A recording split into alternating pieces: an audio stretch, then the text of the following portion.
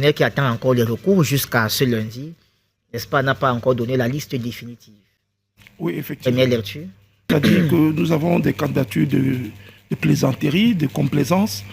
Il y en a qui ont voulu faire passer le message, exactement comme Papillon pour les droits d'auteur. Il y a un autre candidat aussi qui a dit que lui, l'État lui devait beaucoup d'argent et qu'il ne peut pas mettre l'argent sur l'argent. Donc vous voyez des choses comme ça.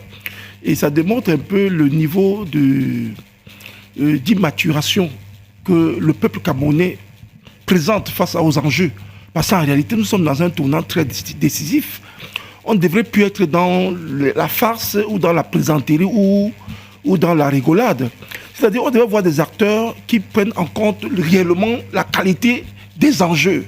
Parce que l'enjeu est tel qu'il y a une rupture qui doit se faire ou pas. Ou si on veut continuer dans l'improvisation, recycler l'échec qui a été fait depuis 43 ans, c'est ça.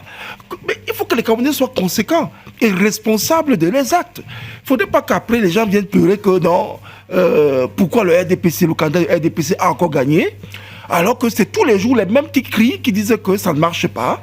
Mais nous devons nous fédérer. En réalité, on comprend que les Camerounais ne se font pas bloc.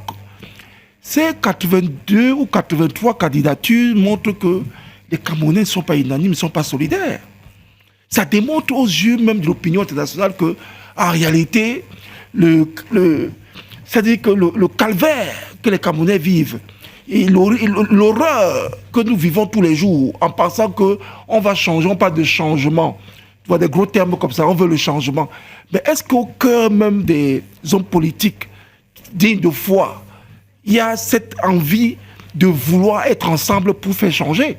Nous comprenons tout de suite que vraiment nous sommes très très loin de cette réalité-là et que les démons du passé nous rattrapent toujours avec la traîtrise, avec ce manque de solidarité, ce manque de communion dont les candidats et le peuple doivent faire preuve parce que c'est l'électorat qui est disloqué en réalité. Ce sont les votes qui sont disloqués.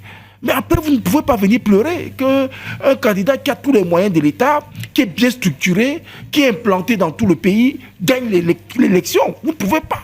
Quand au départ, on voit cette pléthore de candidatures qui démontrent en réalité que les Camerounais ne sont pas encore préparés. Mais est-ce que maintenant, où nous sommes au niveau des 82, nous sommes déjà à 13 candidatures, maintenant que le tri a été fait, et les CAM, n'est-ce pas, a rendu la première copie, est-ce que ces candidats qui ont été recalés aujourd'hui, même si bien, certains vont, n'est-ce pas, faire recours au Conseil constitutionnel, est-ce qu'aujourd'hui, ça ne peut pas aussi les amener à faire, n'est-ce pas, bloc derrière des candidats qui sont positionnés pour la course? Dans ma lecture, en réalité, je pense que c'est une forme de surenchère politique. Les candidats, surtout ceux qui ont les partis politiques, sont allés pour faire de la surenchère, pour dire, OK, moi je suis déjà candidat, donc même s'il faut faire une alliance, vous voyez un peu, il faut avoir un poids. Peut-être pour eux, c'est la meilleure façon de montrer qu'ils ont un poids politique ou bien qu'ils ont une forme d'ascension. Ils sont adoubés par comme le Conseil constitutionnel par rapport à d'autres, voilà, parce que certainement ils ont des lieux et tout.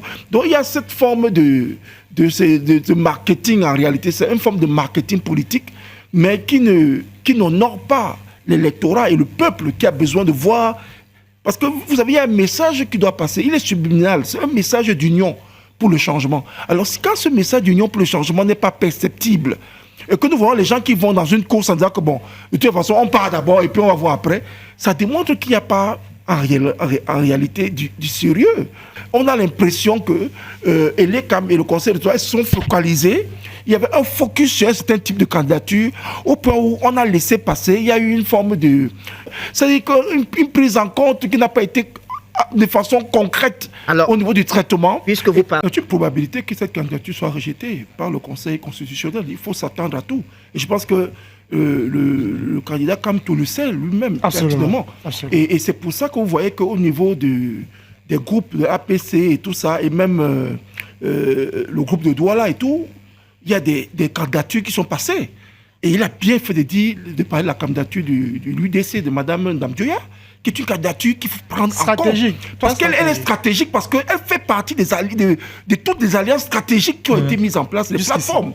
Donc il est probable dans les discussions antérieures, parce que nous ne sommes pas dans les secrets, mais nous pensons que les partis politiques d'opposition de l'Alliance du Changement ont mûri la question longuement. Et voilà même pourquoi il y a une autre candidature que les gens ne tiennent pas compte, celle du MP. Hein?